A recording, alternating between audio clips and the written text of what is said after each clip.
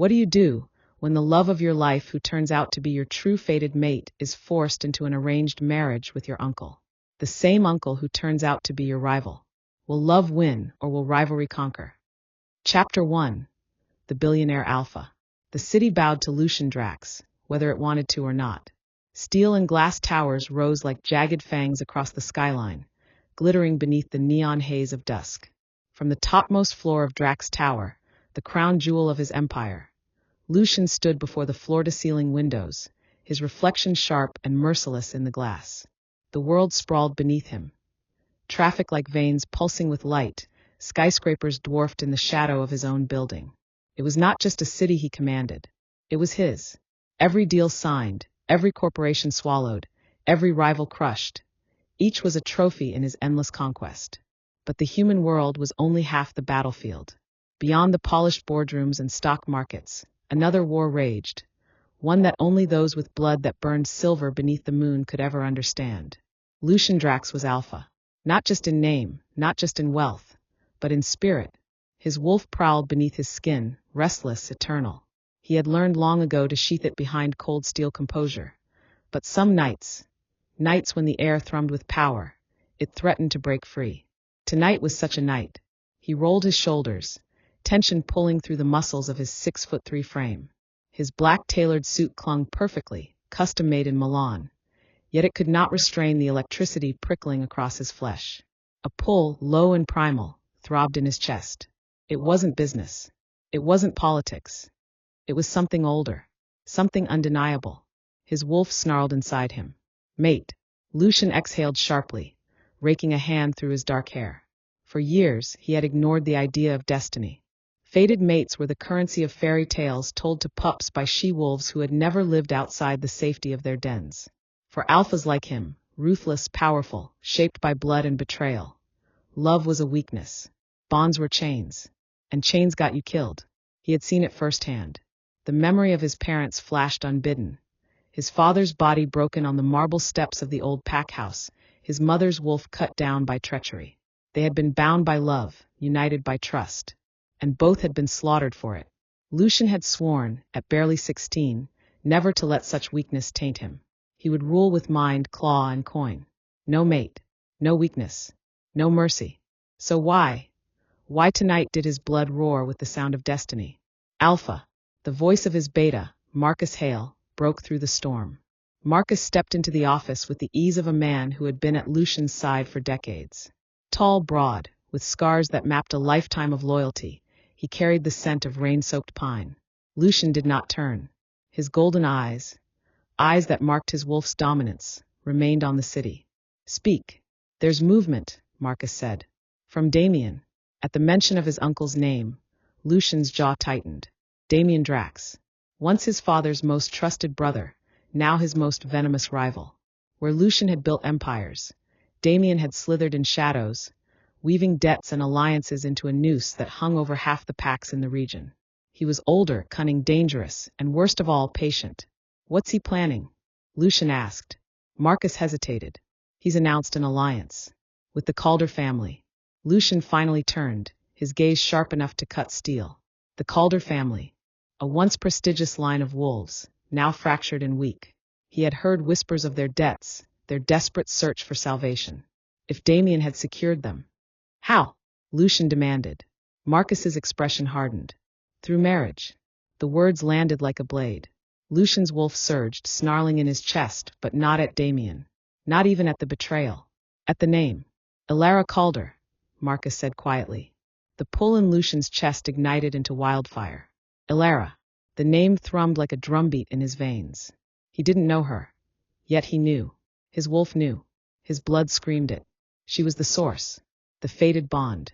And Damian had announced her as his bride. The glass beneath Lucian's hand cracked with a sharp snap. He forced his claws to retract, his breathing controlled, though every muscle trembled with the urge to hunt. Tell me everything, Lucian growled. Marcus nodded. The engagement was declared this morning. Damian hosted the Calders at his estate. It's official. The wedding is set for 3 months' time. 3 months. 3 months before his uncle claimed what the moon goddess had bound to him. Lucian's fury was a beast of its own. Yet beneath the rage was something sharper. something he had never allowed himself to feel. Fear, not for himself, but for her. If Damian touched her, if he bound her with his corrupted power, Lucian's wolf roared, shattering the silence of his mind. She is ours. He straightened, adjusting his cuffs, the picture of controlled menace. But his eyes gleamed with molten gold. He won't have her. Marcus studied him, unflinching. Lucian, if she is truly your mate. She is. Lucian snapped, the words laced with certainty that burned through his very soul. And no law, no contract, no debt forged in shadows will change that. For the first time in years, Marcus saw something raw flicker across Lucian's face. Not just rage, not just ambition, but something dangerous. Hope. Across the city, Elara Calder stood at the edge of her family's crumbling estate, the cold wind tugging at her hair. The once grand manor loomed behind her, its walls cracked, its gardens overrun. She had grown up in wealth, in privilege. But years of her father's poor decisions, and whispers of betrayal she had never fully understood, had left them broken, desperate, and drowning in debt. Her mother's voice still echoed in her ears. Do this for us, Elara. For your sisters. For our survival. Damian Drax had come like a savior, cloaked in charm and promises. But Elara had seen the glint in his eyes. Predatory. Possessive. It wasn't salvation he offered. It was ownership. Now, with her engagement ring heavy on her finger, a ring that fit more like a shackle, Elara felt the world closing in. And yet, her chest ached. Strange, restless, as if something inside her called out to the night. A whisper. A pull. Somewhere out there, beyond the city lights, a man stood at a window with golden eyes blazing. And their souls, though they had never touched, reached for each other. Chapter 2. The Girl from the Pack. The Calder estate was a mausoleum of faded glory. Once, its stone walls had echoed with laughter, music, and the power of a family that commanded respect across packs. But that time was gone. The walls now sagged with age, ivy crawling like veins across cracked stone. The gardens were wild, the fountains dry, and silence lay over the land like a funeral shroud. Elara Calder walked the path of broken cobblestones that led from the wrought iron gates to the manor door. Her shoes crunched against gravel, the sound too loud in the still evening air. She paused, clutching the folds of her long emerald dress, and tilted her face toward the sky. The moon was not yet full, but its glow painted her skin silver. It whispered to her bones, stirring the wolf within her blood. Most found comfort in that pull, the reminder that they were never truly alone. Elara did not. For her, it was a reminder of what she had lost, of what she was about to give away. Inside the manor, light flickered from chandeliers that had once shone brighter. The scent of candle wax mingled with the faint must of dust. Elara's mother, Genevieve Calder, stood at the base of the sweeping staircase, her posture sharp as a blade. Elara, Genevieve said, her voice clipped. You kept him waiting. Elara froze. Him, your fiancé. Her mother's eyes, cold and ambitious, narrowed. Damian Drax. The name slithered through the air, heavy as chains. Before Elara could answer, movement drew her gaze to the sitting room beyond. There he stood, Damian Drax, a man carved from shadow and silk. His hair was silver at the temples, his tailored suit cut to perfection, his smile sharp as glass. Ah, my bride-to-be, Damian said smoothly, stepping forward with the confidence of a predator who already believed his prey caged. His eyes, icy and calculating, raked over her. You are even lovelier than your reputation promised. Elara's heart clenched. Not with flattery, not with excitement, but with dread. She lowered her gaze, remembering her mother's warning. Smile. Obey. Do this for the family. So she did. She smiled. A brittle, painted-on thing that never reached her eyes. Damian's hand brushed hers, cold and commanding. He pressed a kiss to her knuckles, but it felt less like affection and more like a brand. Her wolf recoiled. Inside, Elara screamed. But outside, she played her role. That night, as the house slept, Elara slipped onto the balcony outside her chambers. The night air was cool, carrying the scent of pine and rain. She pressed her hands to the stone rail, her chest heaving. She should have felt relief. Her family's debts would be erased. The Calder name would be restored. But the price was her. And something inside her, something primal, something wild, howled against it. She closed her eyes, and for the briefest moment she felt it. A tug, faint but undeniable, as though a string bound her chest to another somewhere out there in the dark city. Her wolf stirred, restless, whispering one word. Mate. Elara's eyes snapped open, her breath catching. Somewhere beyond the horizon, a stranger's golden eyes burned in answer. And though she didn't know his name, her soul recognized him. Chapter 3. A Dangerous Claim. The ballroom glittered with chandeliers and crystal, but to Lucian Drax it reeked of poison. He had come uninvited. Every step through Damian's gala was a declaration of war. His presence a silent snarl that no one dared challenge aloud. Whispers followed him. Women sighing at his dangerous beauty, men stiffening at the weight of his reputation. The alpha billionaire, the untouchable, the wolf who had clawed his way to the throne of steel and coin. But Lucian's golden eyes saw only her. Elara Calder stood across the room, a vision in emerald silk. Light spilled across her skin, her dark hair tumbling like waves down her back. She smiled politely at the guests that surrounded her, but Lucian saw the truth. The tightness in her shoulders, the dull ache in her eyes. She was a diamond in a cage, and every fiber of his being screamed that cage did not belong to Damian. It belonged to him. Their eyes met across the crowd. The bond struck like lightning.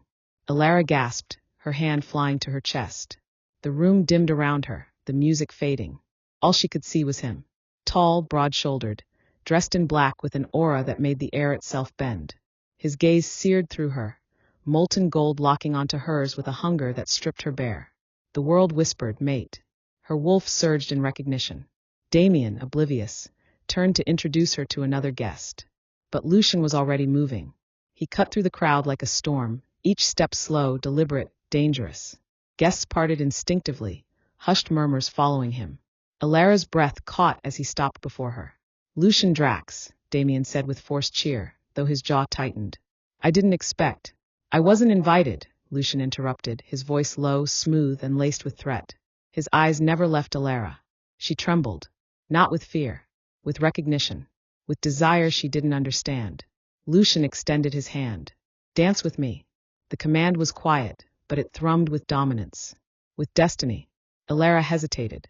The weight of her mother's warnings, the sting of Damian's possessive grip, the fear of what the pack would whisper. Everything screamed at her to refuse. But her wolf surged forward, howling for him.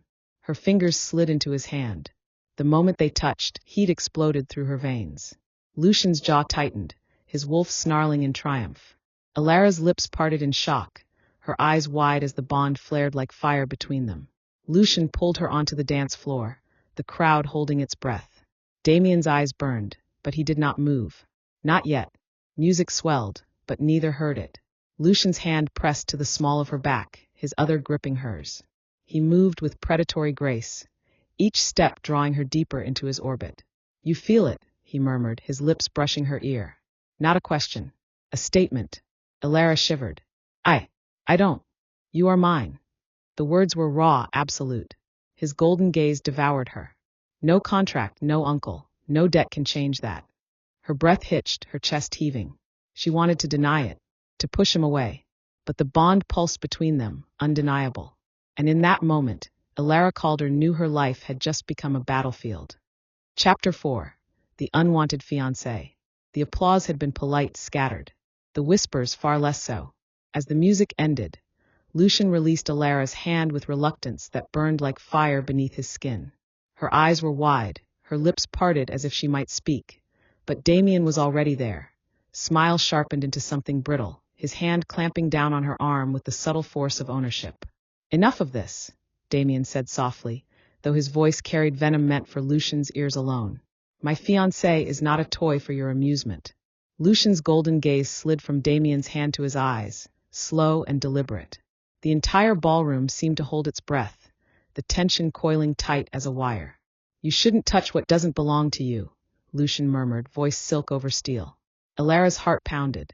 She could feel the fury radiating from Damian, but also the terrifying certainty in Lucian's tone. She was torn, between the bond blazing in her blood and the duty shackled around her neck. Damian's smile returned, brittle and venomous. Come, Elara. You've entertained enough wolves for one evening. He led her away, his grip unyielding, his stride sharp with anger. Guests parted silently, watching with hungry eyes, some pitying, Others thrilled at the scandal unraveling before them. Behind them, Lucian remained still, his eyes tracking her retreat. He didn't need to follow. He knew. The bond was now awakened. No matter how far she was pulled, she would feel him. No matter how deep Damian buried her, Lucian would find her. The carriage ride back to the Calder estate was silent. Damian's jaw was tight, his eyes cold, his hands still clamped over Elara's. She didn't pull away. She didn't dare. Only when the manor doors closed behind them did he release her, shoving her lightly against the wall. His smile returned, charming to the untrained eye, but laced with menace. "You embarrass me tonight," he said. Elara swallowed, forcing her voice to remain steady. "I only danced." "You danced with him," Damian snapped, his control slipping.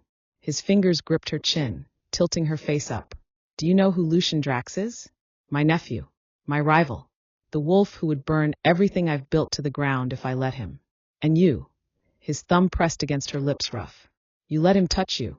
Her wolf snarled deep within her chest, but she forced it down. She had no strength to fight him. "Not yet. I will forgive you," Damian continued smoothly, his smile returning like a knife sliding back into velvet. "Because you are mine, and soon the world will see it." His lips brushed her temple, cold, possessive, wrong. Elara froze, her breath shallow, her stomach twisting. When he left her in the dark of her chamber, she pressed trembling hands to her chest, the bond to Lucian pulsing like a heartbeat beneath her skin. "Mine," her wolf whispered, not of Damian, but of Lucian. And for the first time, Elara let herself believe it. Chapter 5, The Alpha's Warning. The city never slept, but at midnight, Lucian Drax ruled its shadows. His car, a sleek black machine built like a predator, slid through empty streets until it reached the gates of the Calder estate. He didn't wait for permission. He didn't wait for guards. He moved through the grounds with the silent grace of a wolf in the hunt, until the faint glow of her chamber light drew him upward. Elara stood on the balcony, her hair loose, her silk nightgown catching the breeze. Her thoughts were far away, her heart heavy with fear and confusion. But then, her wolf stirred, and she felt him before she saw him. Lucian emerged from the shadows, golden eyes burning. Her breath caught. "You shouldn't be here." "Neither should you," he said simply, his voice low, steady. "Not here. Not with him." Her chest tightened. "I don't have a choice." "There's always a choice." He stepped closer, and though she should have retreated, she did not. The bond pulled her to him, every inch of space between them a battlefield. "You don't understand," Elara whispered, her voice breaking. "My family, our debts, our name. Damian holds everything. If I defy him, he'll ruin us." Lucian's jaw clenched, fury simmering just beneath his composure. "He won't ruin you. He won't touch you." His voice dropped to a growl, his wolf rising. "Because you are mine." The words seared through her, awakening something wild and unstoppable. Her pulse raced, her breath quickened, and the world seemed to tilt on its axis. Her lips parted, trembling. I can't belong to you." "Not when he." Lucian's hand lifted, his thumb brushing her cheek with surprising gentleness. "You already do." The bond chose. "Not Damian. Not your family. Not your debts. Us." Her heart stuttered. For a moment, she allowed herself to lean into his touch, to feel the safety, the fire, the inevitability. But then, voices echoed through the hall below. Damian's men. Elara stepped back, fear flashing in her eyes. "You have to go. If he finds you." Lucian's eyes burned brighter. "Let him." Her hand trembled as she pressed it against his chest, forcing him back toward the shadows. "Please." For a heartbeat he resisted. His wolf demanded he stay, demanded he take her now, consequences be damned. But her plea, raw, desperate, cut through him. Lucian exhaled, his fury contained by a razor's edge. He leaned close, his voice a vow whispered into the night. "This isn't over. He will not have you. I swear it." And then he was gone, swallowed by the darkness, leaving Elara trembling on the balcony, her heart torn between terror and hope. Down below, Damian's voice carried, sharp with suspicion. And Elara knew the storm had only just begun. Chapter 6, Web of Debt. The Calder estate was quieter than a grave. Elara sat at her father's desk, the surface buried beneath mountains of papers. Old ledgers, unpaid bills, contracts sealed with Damian's name. The candlelight flickered across the columns of numbers, painting her pale face in shadows. She had known her family's situation was dire, but she had not understood. Not like this. Her fingers trembled as she turned the brittle pages. Each line told the same story. Loss, failure, desperation. Years of mismanagement. Loans taken from Damian's businesses under terms that no wolf with sense would ever accept. It wasn't debt. It was a death trap. Her father had signed away everything. Their lands. Their titles. Their pack alliances. Even their independence. All of it wrapped neatly in Damian's fist. And now her hand as well. Tears blurred her vision, but she blinked them back. She had been raised to be proud, to be strong. Yet the weight of this truth crushed her. Her marriage wasn't just an arrangement. It was the last pawn moved in a game already lost. The door creaked. She stiffened, shoving the papers aside. Her mother swept in, elegant as always, her perfume cloying. Genevieve's sharp eyes fell on the scattered ledgers. You shouldn't be prying, Elara. You knew, Elara whispered, her voice shaking. You knew father gave everything to Damian. You knew he orchestrated this marriage. Her mother's lips pressed into a thin line. What choice did we have? Would you rather see us ruined? Homeless? Would you rather your sisters starve? Elara's throat tightened. So instead you would give me to him. Genevieve's expression softened slightly, but her words were no less cutting. Sacrifices are the burden of daughters. Your father failed us, but you can save us. Elara's chest heaved. She wanted to scream that she was not a lamb for slaughter, that her life was not a bargaining chip. But the words caught in her throat, because deep inside her wolf growled. Not at her mother. Not at her family. At Damian, the predator who had spun this web, the shadow who meant to bind her, and the golden-eyed alpha who had already claimed her soul in defiance. That night, Elara returned to the balcony, staring across the city. She pressed her palms to the stone rail, the chill grounding her as her heart raged. Her wolf whispered again, fierce and relentless, mate. And Elara whispered back into the night. Lucian. Chapter 7. The Alpha's Warning. Lucian didn't knock. He didn't announce himself. He simply stepped from the shadows into the Calder Gardens, as if the night itself had carried him there. Elara startled, her breath catching. But relief, raw, unbidden, flooded her chest. You shouldn't be here, she whispered again, though her voice lacked conviction. I told you, Lucian said, his voice low and dangerous. He will not have you. He stepped closer, every line of his body taut with restrained fury. His presence filled the air, heavy as a storm. The bond pulsed between them, alive, undeniable. Elara's heart pounded. You don't understand. He owns us. Everything. If I fight him, he'll destroy my family. Lucian's gaze darkened, molten gold. Then I'll destroy him first. The words were not boast, not arrogance.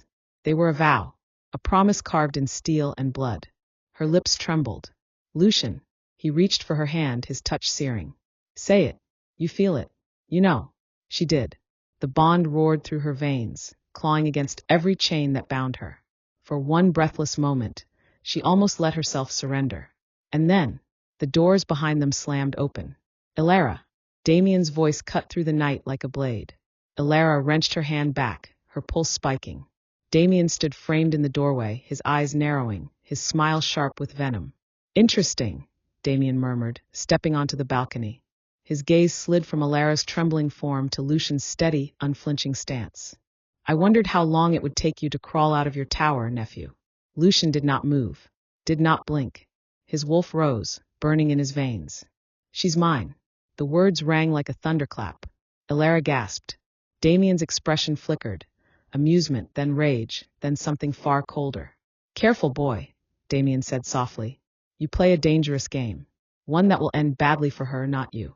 Lucian stepped forward, his presence radiating dominance. The night seemed to bend around him. Touch her again, and I'll end you. For a long, charged moment, the two alphas faced each other. The old shadow and the rising storm, predator against predator. Elara's chest heaved, caught between them, her wolf torn between terror and triumph. Finally, Damian laughed. Low, sharp, cruel. You think destiny matters more than power? More than contracts, debts, alliances? He leaned close, his whisper like poison. You're a boy chasing ghosts. And she will be mine. Lucian's golden eyes burned. Over my dead body. Damian's smile widened. That can be arranged. The tension snapped as Damian turned, dragging Elara back inside with a grip like iron. She stumbled, her eyes locking with Lucian's one last time before the doors slammed shut. And Lucian stood alone on the balcony, his wolf howling into the night. It was war. Chapter 7. The Alpha's Warning. Lucian didn't knock. He didn't announce himself. He simply stepped from the shadows into the Calder Gardens, as if the night itself had carried him there. Elara startled, her breath catching. But relief, raw, unbidden, flooded her chest. "You shouldn't be here," she whispered again, though her voice lacked conviction. "I told you," Lucian said, his voice low and dangerous. "He will not have you." He stepped closer, every line of his body taut with restrained fury. His presence filled the air, heavy as a storm. The bond pulsed between them, alive, undeniable. Elara's heart pounded. "You don't understand. He owns us. Everything. If I fight him, he'll destroy my family." Lucian's gaze darkened, molten gold. "Then I'll destroy him first." The words were not boast, not arrogance. They were a vow, a promise carved in steel and blood. Her lips trembled. "Lucian." He reached for her hand, his touch searing. "Say it. You feel it. You know." She did. The bond roared through her veins, clawing against every chain that bound her. For one breathless moment, she almost let herself surrender. And then, the doors behind them slammed open. "Elara!" Damian's voice cut through the night like a blade. Elara wrenched her hand back, her pulse spiking. Damian stood framed in the doorway, his eyes narrowing, his smile sharp with venom. "Interesting," Damian murmured, stepping onto the balcony. His gaze slid from Elara's trembling form to Lucian's steady, unflinching stance.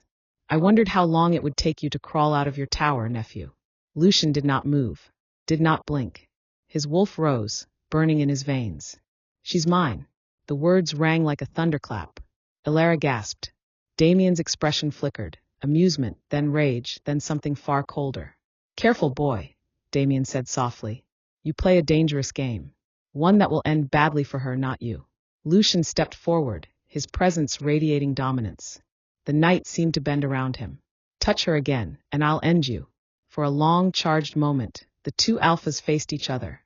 The old shadow and the rising storm, predator against predator.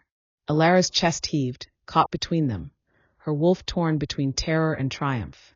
Finally, Damian laughed. Low, sharp, cruel. "You think destiny matters more than power? More than contracts, debts, alliances?" He leaned close, his whisper like poison. "You're a boy chasing ghosts. And she will be mine." Lucian's golden eyes burned.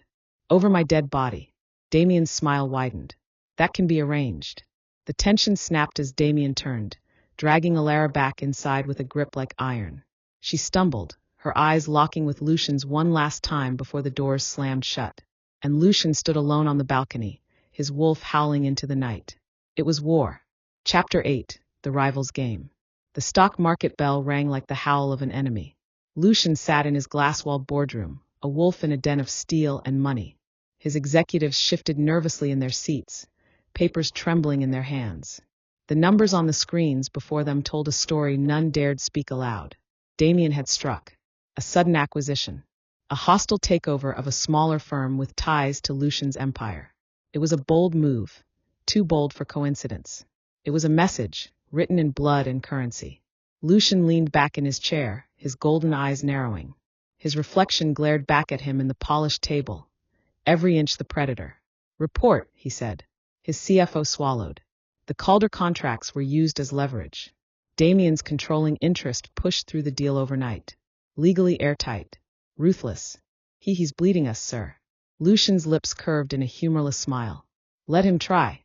His wolf prowled beneath his skin, hungry for violence. But here, in this world of numbers and laws, the claws were contracts, the teeth were mergers. And Lucian Drax had built his empire on consuming rivals far more dangerous than Damian. Still, the strike was personal, not for profit. For Elara. Lucian rose, his tailored suit shifting like armor. "Prepare a counterstrike.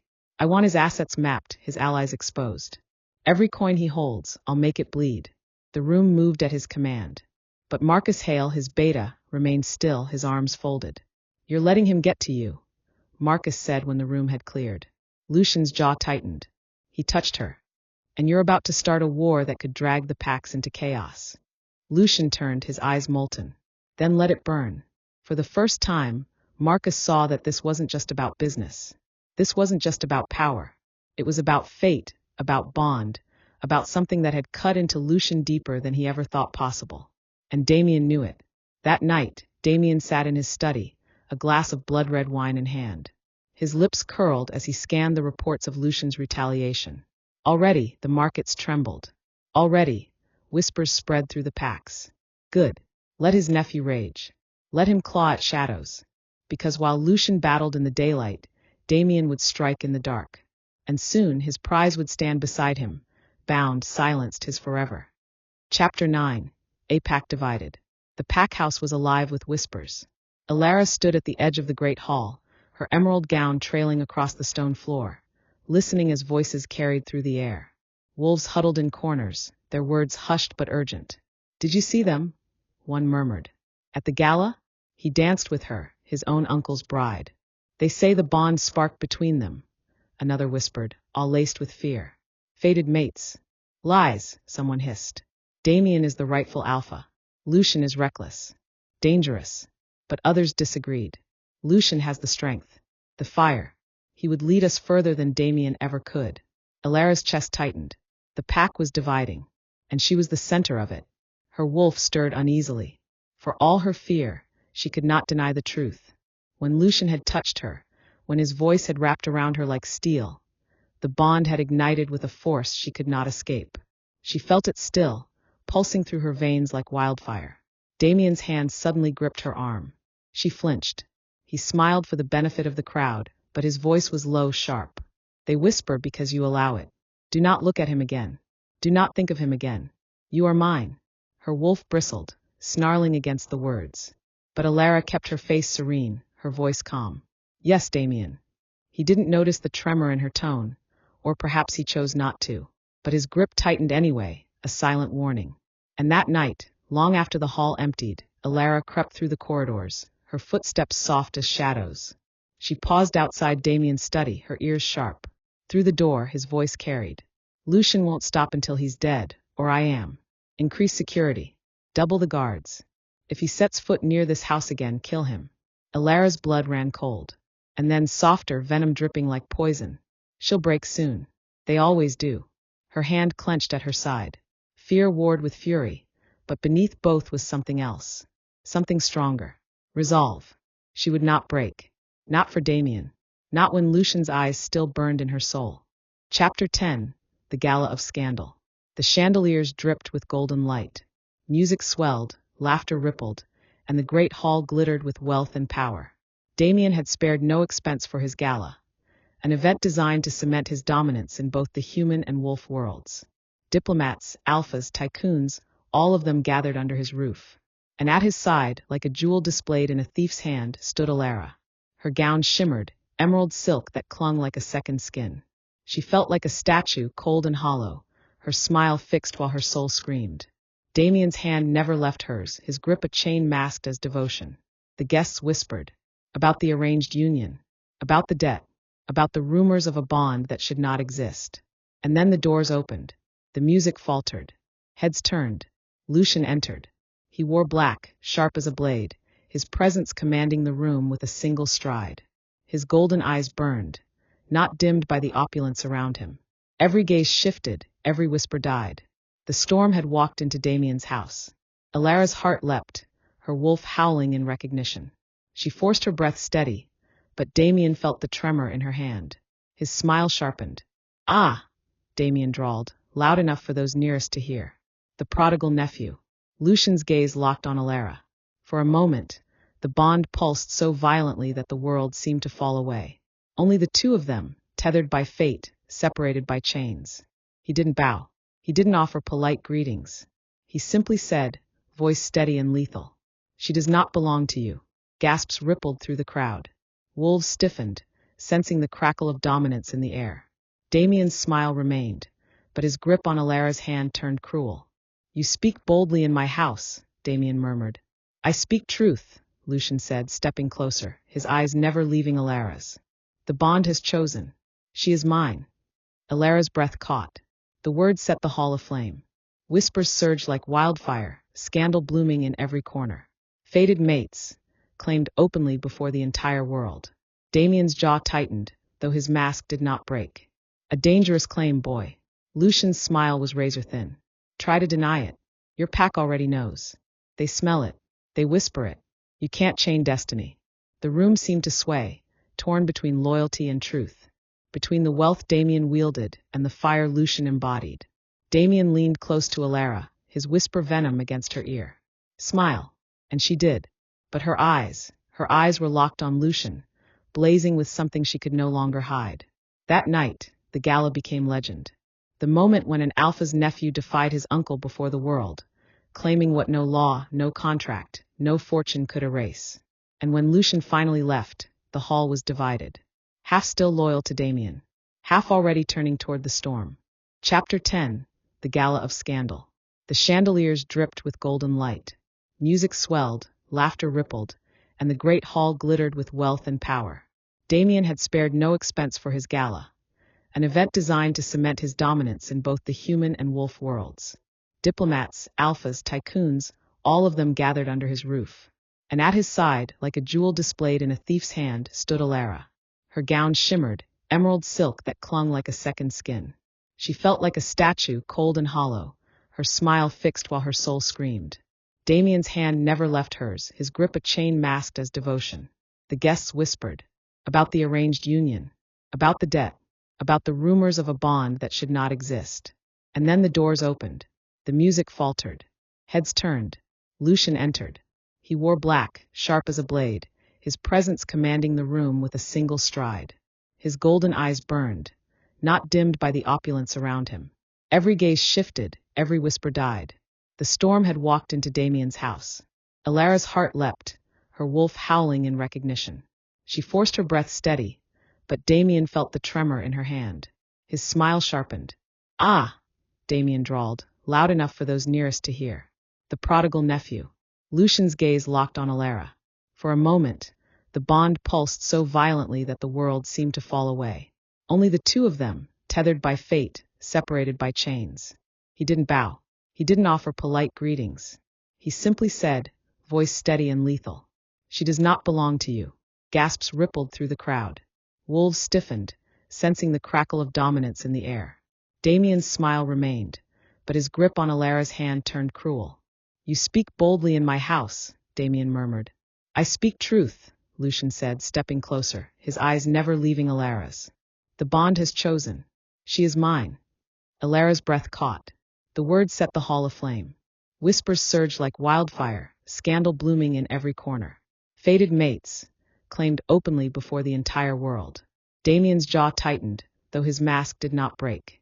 "A dangerous claim, boy." Lucian's smile was razor-thin. "Try to deny it. Your pack already knows. They smell it. They whisper it. You can't chain destiny." The room seemed to sway, torn between loyalty and truth, between the wealth Damian wielded and the fire Lucian embodied. Damian leaned close to Elara, his whisper venom against her ear.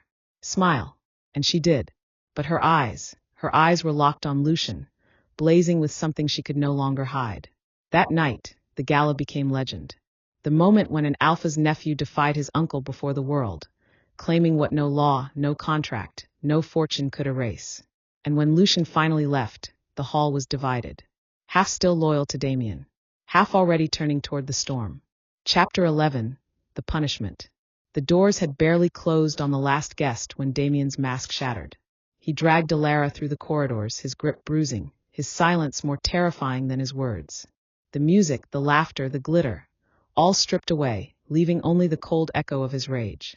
He shoved her into his study, the firelight painting his face in shadow. His eyes gleamed, not with sorrow, not with doubt, but with fury. "You humiliated me," he said, his voice low and shaking with control. Elara stood tall despite the tremor in her knees. "I said nothing. You didn't need to," Damian snarled, circling her like a predator. "Your eyes betrayed you. Your wolf betrayed you. Do you think I didn't see? Do you think I don't feel it?" Elara's throat tightened, but she forced her voice steady. "If you know, then why keep pretending?" The silence that followed was heavy, dangerous. Damian stopped, his face inches from hers. "Because, little dove," he whispered, "I don't care what fate has decided. I don't care about bonds. I care about ownership. And you are mine." His hand gripped her chin, forcing her to look at him. His power pressed down on her, suffocating. But beneath it, her wolf bristled, refusing to bow. Something inside her snapped. I will never be yours, she whispered. Damian's eyes narrowed, and for a moment, true darkness flickered across his face.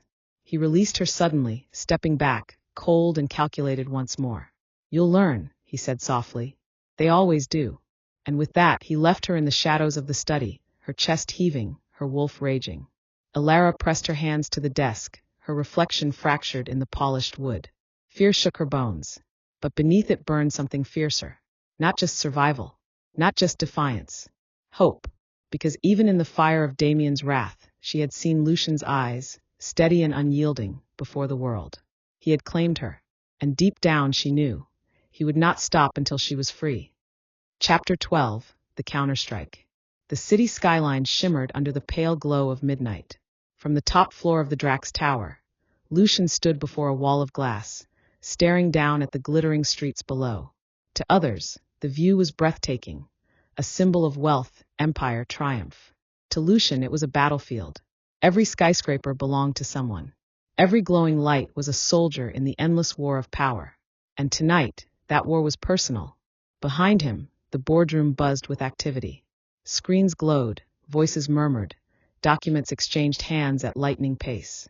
But when Lucian lifted his hand, silence fell like a command from the heavens. His voice was calm, almost casual, yet it carried the weight of absolute authority. Damian thinks he can cut at me and walk away unscathed, he said, golden eyes reflecting the city lights. He believes his money and his name protect him. He forgets what made me.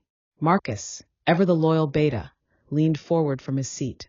You've already reclaimed half the shares he tried to bleed from us. We've hit his shipping routes. His lawyers are drowning in injunctions. It's not enough. Lucian turned slowly, his expression unreadable. Not yet.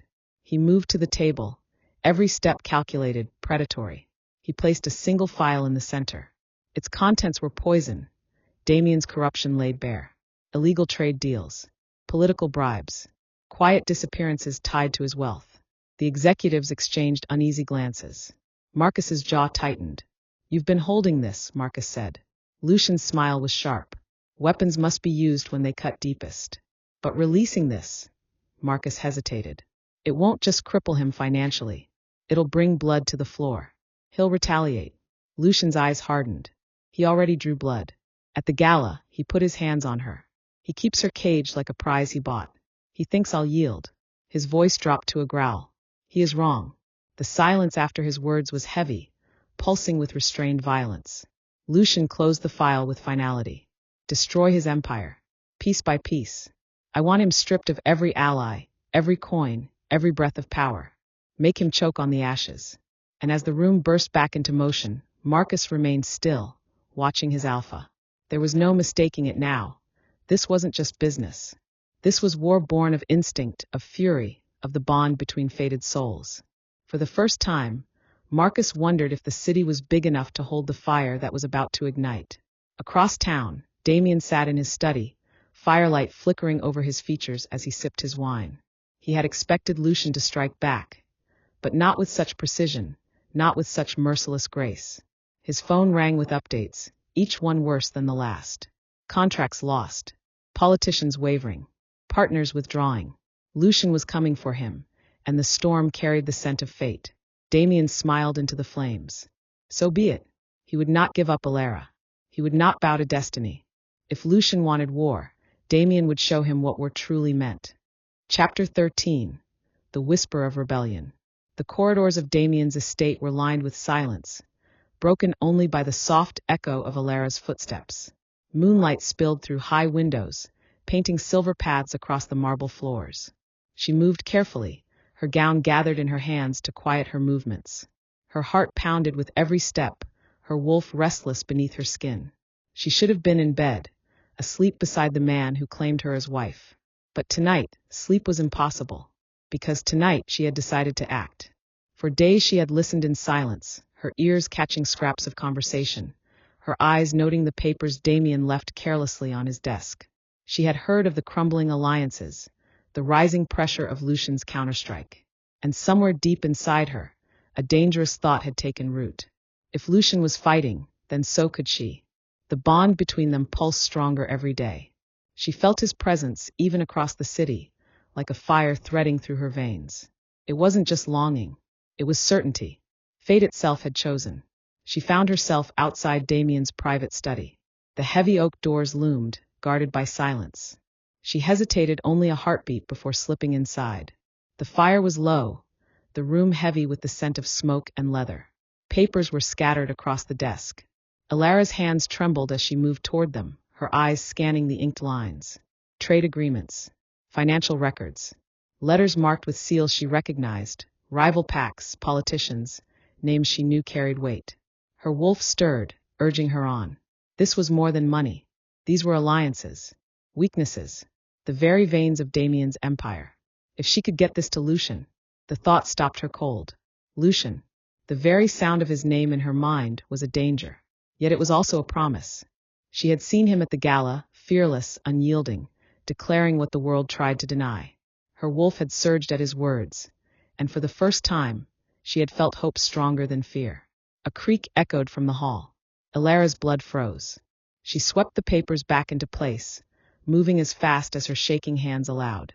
The door opened just as she turned, her face calm, her posture poised. Damian's steward stepped in, his sharp eyes narrowing.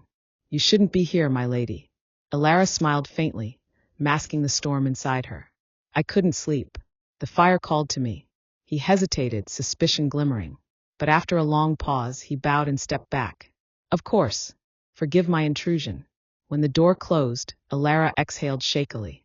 She pressed a hand to her chest, feeling the bond thrum like a drumbeat. She had risked everything, and she would do it again, because for the first time, she realized she wasn't powerless. She was part of this war. Chapter 14, The Cracks in the Cage. The estate was never silent for Elara anymore. Even when no footsteps echoed and no voices carried through the marble halls, she felt the weight of eyes watching her. Servants paused when she passed. Guards stiffened, their gazes too sharp, too lingering. Damian had begun to notice. That evening, he summoned her to dinner. A table long enough to seat 30 held only 2, silverware gleaming, candles dripping wax into polished holders. The meal before them was flawless: roasted lamb, seasoned vegetables, wine dark as blood. Elara barely touched her plate. Damian, by contrast, carved his food with deliberate calm. Every movement was practiced, elegant, a mask honed over decades. Yet when he finally lifted his eyes to her, she felt the chill seep into her bones. "You've grown restless," he said softly. Elara forced her shoulders straight. "I'm not accustomed to idleness." His smile was small, knowing. "No, you never were."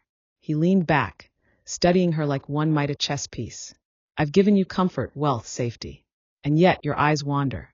Your thoughts," his gaze sharpened, "are not always here." Her chest tightened, but she forced her face into composure. "Are you accusing me of something, Damian?" The air between them grew heavier. He set down his fork, his voice lowering. "I've lived long enough to know when someone carries secrets. I smell it on you." A whisper of rebellion. Elara's wolf pressed against her ribs, restless, protective. She gripped her glass to keep her hands from trembling. "You see phantoms where there are none. Perhaps it is your nephew's defiance that makes you paranoid." Damian's smile sharpened at the mention of Lucian. "Ah, there it is." He tilted his head. "Do you think I don't notice the way your heart betrays you when his name is spoken? Do you think I don't feel the bond clawing at you?" Elara's mask nearly cracked. Her pulse raced, her breath shallow. But she held her voice steady, every syllable controlled. "What you feel is irrelevant. I am bound to you by law. That is all that matters." Damian studied her for a long moment, the silence more dangerous than any threat. Then, finally, he reached across the table and brushed his thumb against her wrist. "You will learn," he murmured. "Love is not a gift. It is a war. And I never lose." His touch lingered, suffocating, before he withdrew. He returned to his meal as though nothing had passed, but Elara's heart thundered in her chest. She excused herself early, retreating to her chambers, where she pressed her palm to the window and let the night air cool her burning skin. Her wolf whispered in her mind, fierce and unyielding, "He knows. Be careful." But Elara's thoughts turned elsewhere, toward the bond thrumming across the city, toward Lucian, whose defiance grew louder with each passing day. If Damian suspected her now, she would have to move faster. The cage was tightening, and cages, she realized, could only be endured for so long before they shattered. Chapter 15, The Council Clash. The werewolf council chamber was carved from stone older than empires. Torches burned in iron sconces, shadows flickering across the faces of the most powerful alphas in the region. Their voices rose and fell, heavy with tradition, politics, and rivalry. At the center stood Lucian. He had not been summoned. He had walked in unannounced, the heavy doors slamming open behind him, the chamber falling into stunned silence at his intrusion. Golden eyes blazed, his presence consuming the room. Even among the high alphas, his dominance was unmistakable, a storm pressing down on every soul present. Lucian Drax, one counselor hissed. You have no right to interrupt. I have every right, Lucian cut in, his voice steady and lethal. Because this council presumes to bless a union that is a lie. My uncle parades a mate who is not his. A bond denied, a truth buried under gold. Gasps rippled through the chamber. The words were poison, scandal, heresy against the sacred laws of mates. The counselors shifted, their eyes darting toward one another, toward the empty seat where Damian should have been.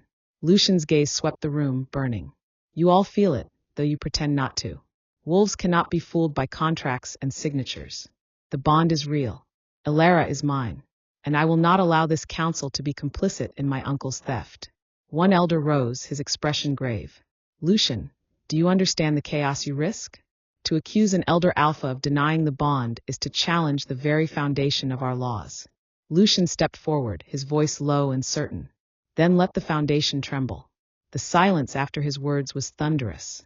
Whispers surged, counselors debating in hurried tones. Some agreed. Fated mates could not be denied without consequence. Others warned of bloodshed, of the precedent such a claim would set. But none could deny the truth in Lucian's eyes. The fire, the certainty, the bond that pulsed through every word. At last, the eldest counselor raised a hand. If what you say is true, then destiny will reveal itself. But beware, Lucian Drax.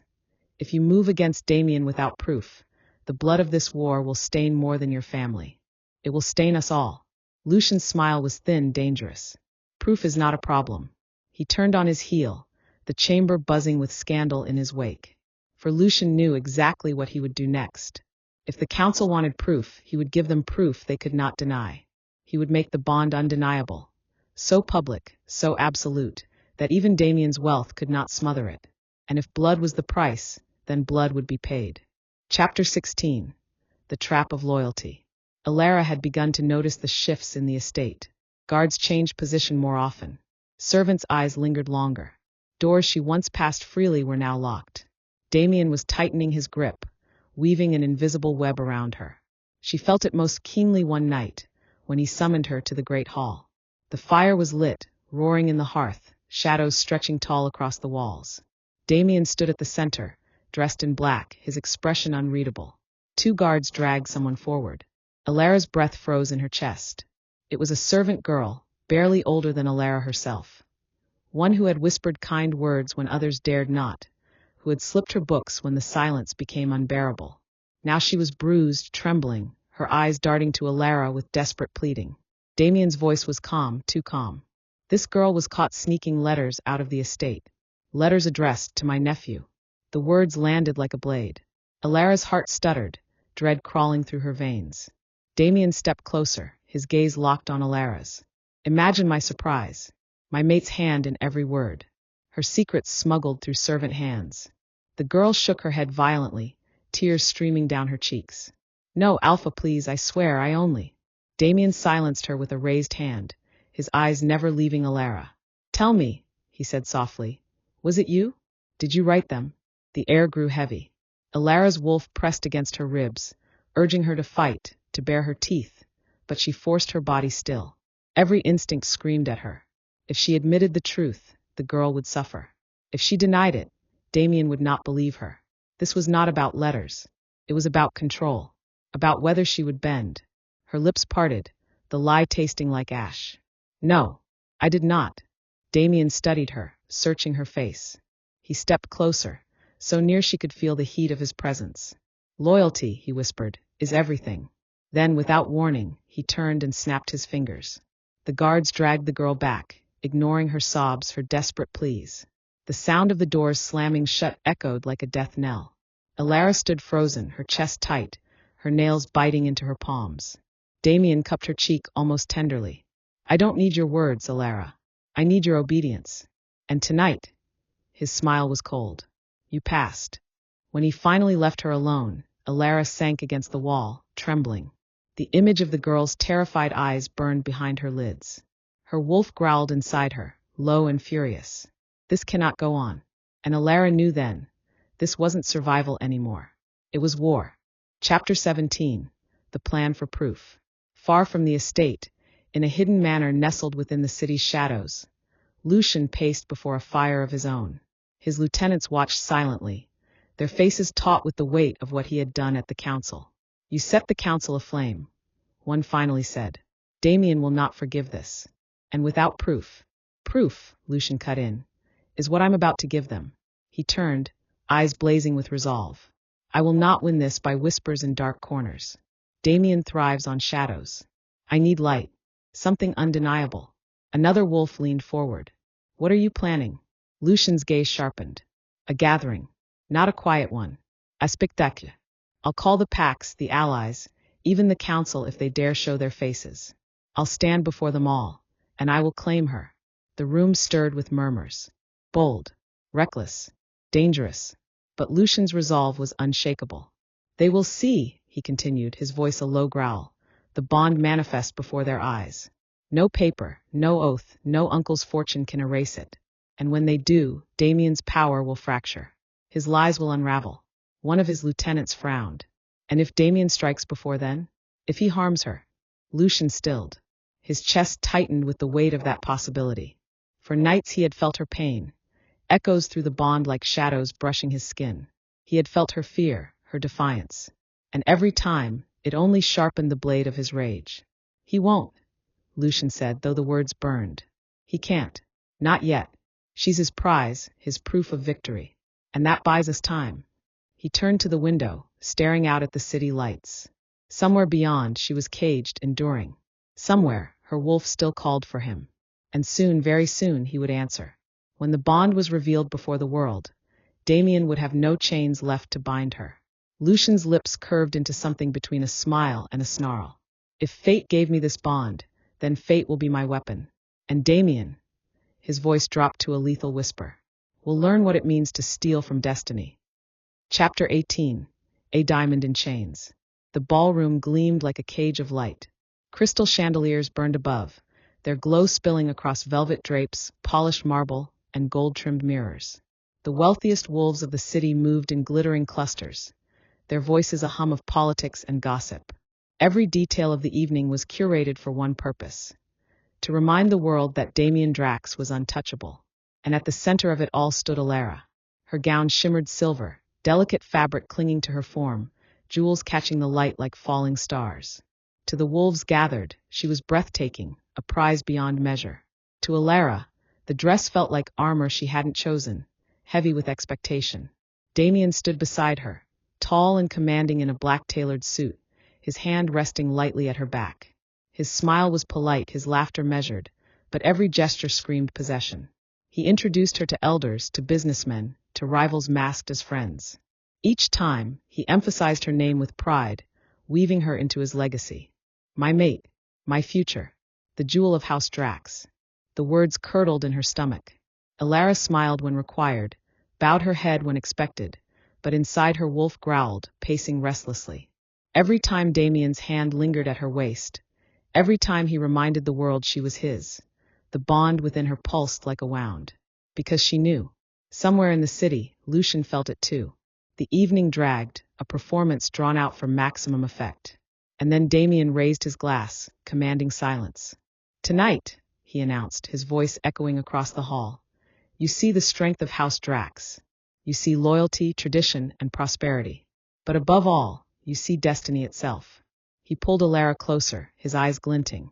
For fate has given me the most precious gift of all, and I intend to protect it from anyone who dares to challenge me. The hall erupted in applause. But beneath the clapping hands and smiling masks, Elara felt the weight of dozens of curious, skeptical stares. Whispers carried, hushed but sharp. Even among Damian's allies, doubt flickered. And in that moment, as Damian kissed her knuckles for all to see, Elara realized his game. He wasn't just parading her as a prize. He was daring Lucian to come for her. Chapter 19. The Wolf's Gambit. Lucian had heard. Word of Damian's spectacle traveled fast through the packs. Faster still through the whispers of wolves who could not deny the tension simmering in the city. By the time the night was over, Lucian already knew what had transpired. And he smiled, because Damian had given him exactly what he needed. He sat at a long oak table, maps and letters spread before him, his lieutenants restless in their chairs. The firelight flickered, illuminating the sharp lines of his face, the golden glow of his eyes. "He thinks to provoke me," Lucian said, voice low. "To flaunt what was never his. To draw me out on his terms." His second-in-command frowned. "And will you take the bait?" Lucian leaned forward, placing his hand flat against the map. "No, I will set the stage myself."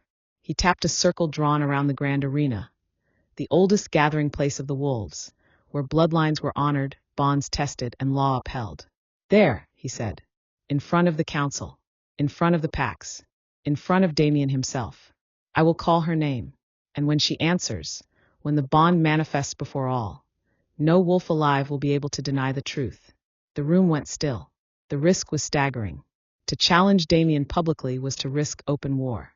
But the way Lucian spoke, calm, unyielding, certain, left no room for argument. His lieutenant exhaled slowly. "And if Damian strikes before the bond can show itself?" Lucian's jaw tightened. "Then let him strike. I've prepared for that too." He turned to the fire, gaze distant, almost reverent. "She's holding on," he murmured. "Every day he presses harder. Every day he tries to bend her. But she hasn't broken. I can feel it. Her strength. Her defiance." His fists clenched. "When she stands before me, when our wolves rise together, nothing will stop what fate has already decided." Silence hung, heavy with conviction. Then slowly his second-in-command nodded. "Then we'll be ready." Lucian's lips curved into a dangerous smile. Damian wanted a war of shadows. He would get a war of fire. Chapter 20. The Counter-Trap. Damian stood before the mirror in his private chamber, fastening the cufflinks of his tailored jacket. His reflection was sharp, flawless, every detail a calculated expression of power. Behind him, his beta lingered, waiting for orders. "So," Damian said smoothly, "my dear nephew intends to make a spectacle of himself." The beta inclined his head. "The arena. He wants to reveal the bond before the council, before the packs. If he succeeds, whispers will turn into rebellion." Damian smiled faintly, though his eyes remained cold. "If." He turned from the mirror, his steps deliberate as he crossed the room. He stopped at the window, gazing down at the sprawling city bathed in moonlight. "Lucian has always been ruled by emotion," Damian continued. "His hunger to claim what's mine blinds him. He thinks the arena is his stage, but it will be his grave." The beta shifted uneasily. "What do you intend?" Damian's fingers drummed lightly against the glass. "A performance of my own. The council will see her stand at my side, radiant and obedient. They will see her choose me." His smile sharpened. "And if Lucian dares to interrupt, I will turn his defiance into treason. Before the elders, before every eye, he will be cast not as a rightful mate but as a reckless usurper." The beta hesitated. "And Elara? Can you be sure she'll play her part?" Damian turned, his gaze cutting like a blade. "She has no choice." But even as he spoke, a flicker of unease stirred within him. The girl's eyes had changed lately. Once defiant, yes, but now sharper. Less desperate, more calculating. He recognized that look. It was the look of someone biding time. Damian's jaw tightened. No matter. Time was his to control. And when the arena doors opened, it would be Lucian, not him, who stood exposed. Chapter 21. The Seed of Defiance. Elara sat by the window of her chambers, the silver gown from the ball folded carefully across the chair. Moonlight painted the room in pale hues, softening the cold edges of the walls.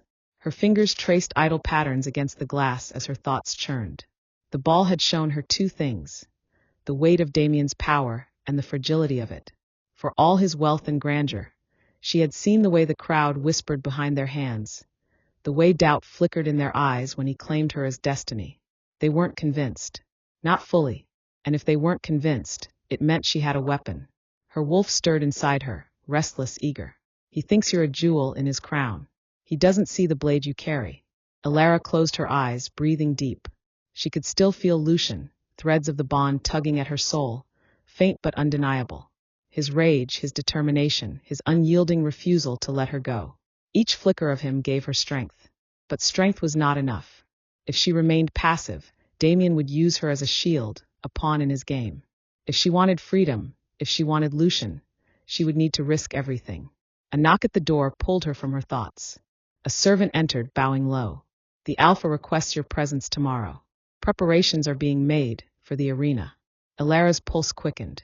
So it was true. The stage was being set. She dismissed the servant with a nod, then turned back to the moonlight. Tomorrow she would be paraded again. Tomorrow, Damian would expect obedience. Tomorrow, the council and the Pax would watch. Her lips curved into a small, dangerous smile. "Then tomorrow," she whispered, "I'll give them something to watch." For the first time since her chains were forged, Elara felt something bloom inside her chest. Not despair, not fury, but defiance. The arena would not belong to Damian. It would not even belong to Lucian. It would belong to her. Chapter 22. The Gathering Storm. The arena had not seen a crowd this size in decades. Built of white stone older than memory, it stood as a relic of wolf tradition, carved into the cliffs above the sea. Its towering arches had witnessed blood trials, coronations, and wars resolved under the eyes of the council. Today, its gates yawned open once more, spilling wolves from every house and territory into its vast circle. The air was heavy with anticipation. The seats groaned under the weight of hundreds, whispers weaving like a current through the crowd. Banners fluttered in the salt wind, each sigil of the great houses snapping in defiance. At the center lay the sacred ring, a circle of stone said to awaken the truth of bonds, a place where no wolf could deny what fate revealed. And it was here that Damian would stage his triumph. He entered first, his presence commanding immediate silence. Draped in black and silver, his figure gleamed like a blade. His aura radiated wealth, strength, authority. He moved with the confidence of a wolf who believed the world bent to his will. At his side walked Elara, her hand tucked delicately into his arm. The sight of her sent a ripple through the arena. She was a vision, draped in a gown of midnight silk, her hair woven with threads of silver. Jewels caught the light as she walked, her beauty undeniable, her composure exquisite. To the crowd she appeared the perfect mate, obedient, dazzling, chosen. But those closest could see the truth. Her smile was too precise, her eyes too sharp. The council seated themselves at the high dais, 12 elders draped in ceremonial robes, their gazes piercing, unyielding. They represented order, history, and the will of the Pax. No wolf defied them without consequence. Damian raised his hand for silence. His voice carried like thunder, smooth yet cutting. "Brothers, sisters, elders of the council, you gather today to witness the future of House Drax, to see what destiny has given me, and to acknowledge the bond that strengthens our bloodline." He drew Elara forward, his grip firm at her wrist. "Behold my mate." The crowd erupted, some in cheers, some in murmurs, some in silence too deep to ignore. The elders exchanged glances but said nothing. Elara lowered her eyes, but inside her wolf prowled. She could feel it, the bond stirring, restless, ready to tear through the facade. Every heartbeat reminded her of Lucian, the pull of him growing stronger by the second. And then it happened. The gates at the far end of the arena creaked open. A hush fell as every head turned. Lucian entered. He wore no jewels, no finery. Only a dark jacket open at the collar, the gold of his eyes burning like fire in the shadow. His presence struck the crowd like a storm rolling over the sea. Wolves shifted in their seats, instinctively lowering their heads, the air thickening with raw power. Damian's jaw clenched, though his smile never faltered. Lucian stopped at the edge of the ring, his gaze locking instantly with Elara's. The bond snapped taut between them, pulsing with such intensity that several wolves in the crowd gasped aloud. And though Elara kept her composure, her heart thundered, her wolf howled, and in her soul she whispered back, "You came." The arena waited, breathless. Chapter 23. The First Strike. The silence broke with Damian's laughter, calm, deliberate, a sound meant to fracture tension. "Nephew," he drawled, his voice echoing. "I wondered if you would dare. And here you are, at last, skulking into the light. Tell me, what do you hope to prove? That you can interrupt the sacred rites of your elders? That you can snatch what is not yours?" Lucian stepped forward into the circle. His voice, when it came, was steady, resonant, carrying to every corner of the arena. "I came," he said, "to end a lie. A wave of murmurs surged through the crowd. The council straightened in their seats, eyes narrowing. Damian's smile tightened. Eli! He drew Elara closer, his hand sliding possessively to her waist. You speak boldly, but look for yourself. She stands at my side. She wears my name, my house, my future. There is no lie here, only envy. Lucian's eyes flared. You call envy what is fated. You parade her as a possession, when every wolf here can feel it. The bond is not with you. The words struck like lightning. A sharp intake of breath rippled through the crowd. Even some of the elders shifted uneasily, glancing between the three figures in the circle. Elara's pulse raced. Every nerve in her body burned with the bond, the truth clawing at her throat. She felt Damian's grip tighten, iron and warning. But she also felt Lucian's call, steady, relentless, unbreakable. The elder in the center finally rose, voice ringing with authority. Enough. The law demands truth when bonds are challenged. The ring will judge. The crowd erupted in shouts and growls, some cheering, others protesting. But the law was law. No wolf could deny the ring. Damian's mask did not crack, though his jaw was rigid. He leaned close to Elara, his whisper sharp as a blade. Remember what you owe me. But Elara no longer heard him. Her wolf surged, fierce and unyielding. She looked across the circle at Lucian, at the fire in his eyes, at the faith that burned in every line of his body. For the first time in weeks, her lips curved. Not into a mask, not into obedience, but into something real. A smile. The elders stepped back, raising their hands. The test begins. The ring pulsed with ancient energy, the stones glowing faintly under the moon. The crowd leaned forward, breaths held, hearts pounding. Elara closed her eyes. And the storm broke. Chapter 24. The Ring of Truth. The arena fell into silence. Every wolf knew the laws of the ring. It was not merely stone nor history, but something older, woven by the moon goddess herself. Here, no oath could be faked, no bond concealed. In this circle, truth burned brighter than lies, and it burned through flesh if it had to. Elara stood at the center, Damian's hand still heavy on her arm, Lucian's golden gaze fixed upon her like fire. The elders spoke in unison, their voices like the toll of bells. Let the bond be called. Let the goddess judge. The circle ignited. Pale light spread from the stones, spilling upward in waves, coiling around Elara like silver smoke. The crowd gasped, leaning forward, unable to look away. Her chest heaved. Her wolf clawed to the surface, desperate, wild. She could feel the pull, the magnetic force yanking her toward Lucian. Every fiber of her being screamed for him. But Damian was ready. His grip tightened until her skin bruised, his voice low, venomous in her ear. Defy me here, and you doom him. One word, one act, and I'll have the council turn him into a traitor. Do you want his blood spilled because you couldn't keep your mouth shut? Her lips trembled. Her heart warred against itself. The light surged higher, probing, seeking, demanding. It coiled around her chest, pulling against the false tether Damian tried to force. The crowd stirred, wolves shifting, murmurs rising. They could feel it, the hesitation, the strain, the wrongness. Lucian took one step forward, his voice carrying like thunder. Do not fear him, Elara. Fear only the silence of denying what you are. Her eyes snapped to his. And in that instant, the ring itself seemed to roar. The light flared violently, shattering Damian's grasp like brittle glass. Elara was ripped from his side and thrown to her knees, the bond clawing through her, visible to every soul watching. Silver threads shot from her chest, glowing, alive, reaching for Lucian with an intensity that blinded the eye. The arena erupted. Gasps, shouts, howls, all drowning in the undeniable truth unraveling before them. The bond was real, and it was not Damian's. Chapter 25. The Shattered Facade.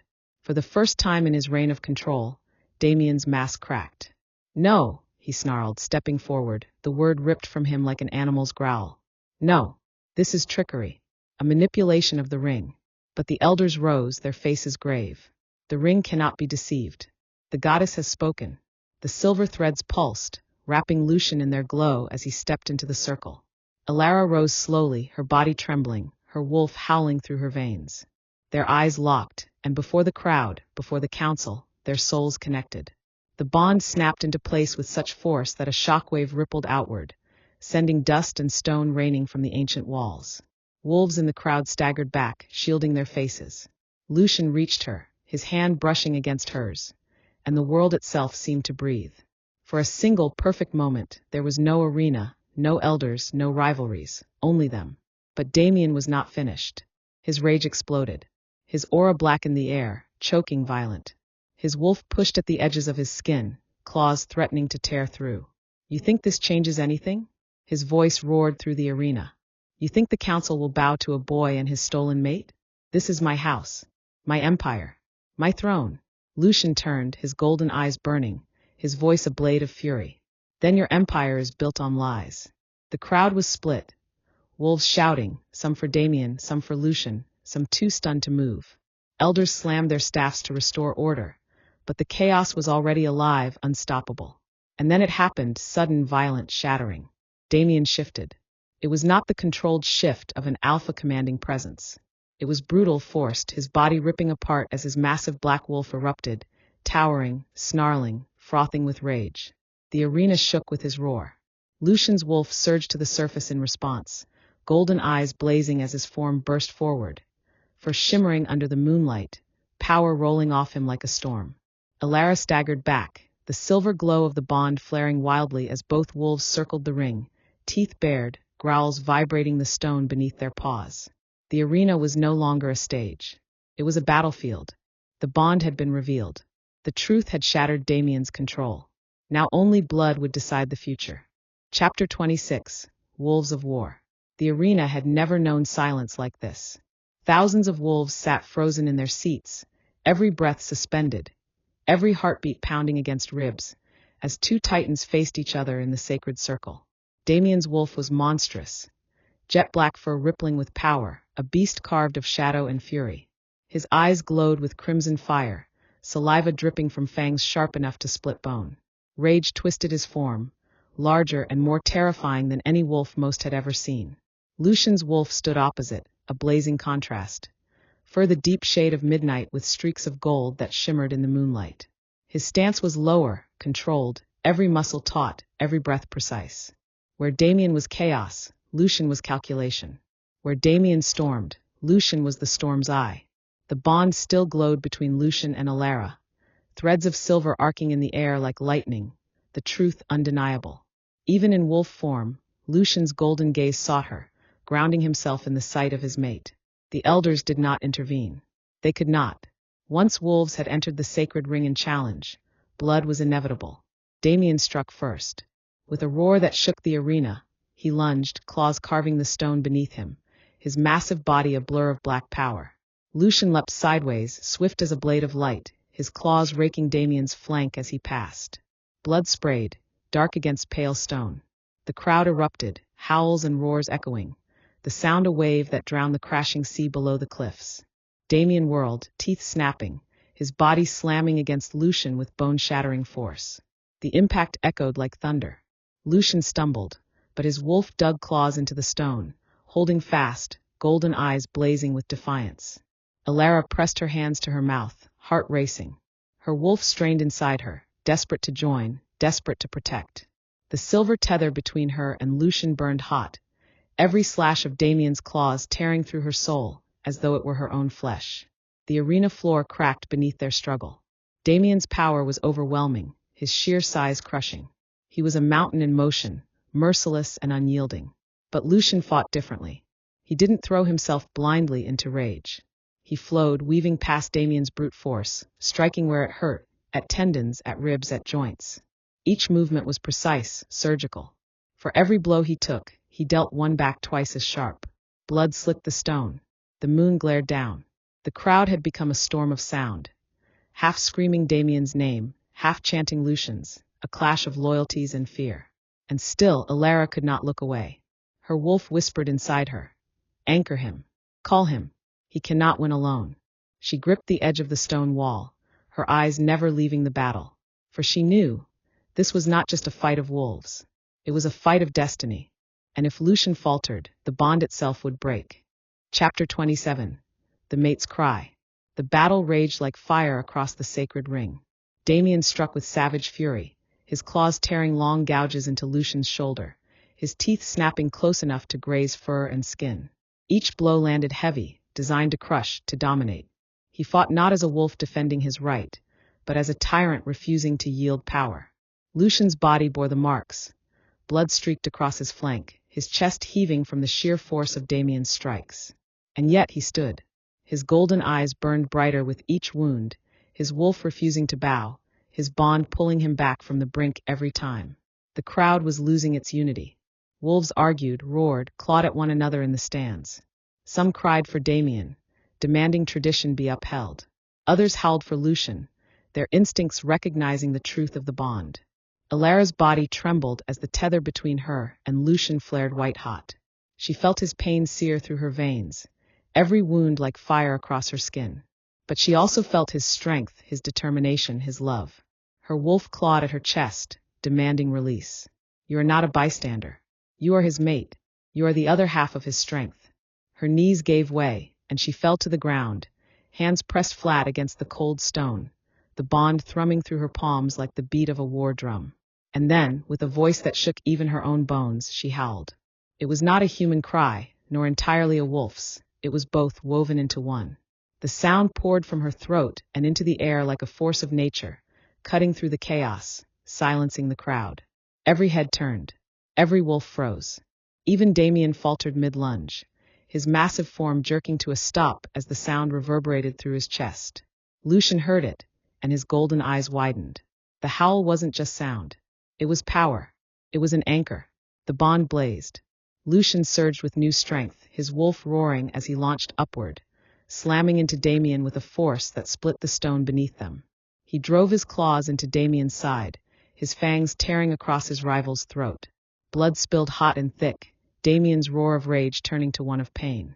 The crowd went wild, howls echoing the cliffs, some triumphant, some terrified.